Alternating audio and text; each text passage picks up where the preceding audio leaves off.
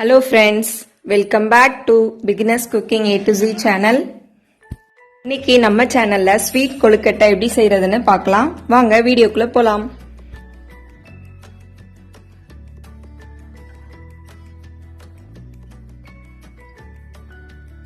கால் cup கடலை பருப்பை 20 நிமிஷம் ஊற வச்சு எடுத்திருக்கேன்.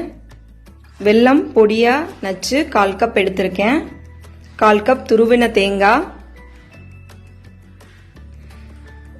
120 ml தண்ணி எடுத்துட்டு அந்த கடலை பருப்பை நான் இப்ப வேக வச்சு எடுக்க போறேன். ஒரு 4 விசில் வச்சு எடுத்துக்கோங்க.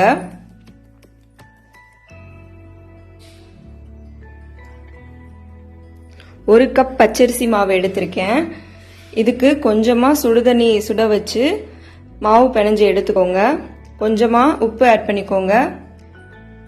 இந்த மாதிரி பிணைஞ்சு எடுத்துக்கோங்க. பருப்பு நல்லா வெந்துருச்சு பாருங்க. வேக வச்ச கடலை பருப்புல இருந்து தண்ணியை ரிமூவ் பண்ணிட்டு ஒரு மிக்ஸி ஜார்ல எடுத்துக்கோங்க. அது கூட 1/4 கப் வெல்லத்தை ஆட் பண்ணிக்கோங்க. 2 ஏலக்காயை ஆட் பண்ணிக்கோங்க. இதை நல்லா மிக்ஸில பிளெண்ட் பண்ணி எடுத்துக்கோங்க. இது கூட நம்ம துருவி வச்சிருந்த 1/4 கப் தேங்காயை ஆட் பண்ணிக்கலாம். இது நம்ம உள்ள வைக்கிறதுக்கான அந்த பூரன் இது ரெடி ஆயிருச்சு. இப்ப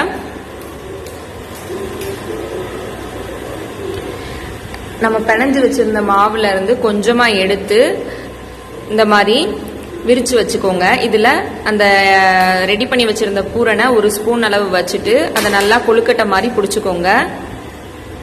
நான் இன்னைக்கு இந்த மாதிரி ஷேப்ல கொழுக்கட்டை பிடிச்சிருக்கேன். உங்களுக்கு என்ன ஷேப் வேணுமோ அதுக்கேற்ற மாதிரி நீங்க பிடிச்சுக்கோங்க. இப்ப நான் இதை இட்லி பாத்திரத்துல வச்சு வேக வச்சு எடுக்க போறேன். எனக்கு 1 கப் பச்சரிசி மாவுக்கு 7 கொழுக்கட்டை வந்துச்சு. இப்ப இதை வாங்க இட்லி பாத்திரத்துல வச்சிடலாம். முன்னாடியே நீங்க தண்ணிய கொதிக்க வச்சிருங்க. இட்லி பாத்திரத்துல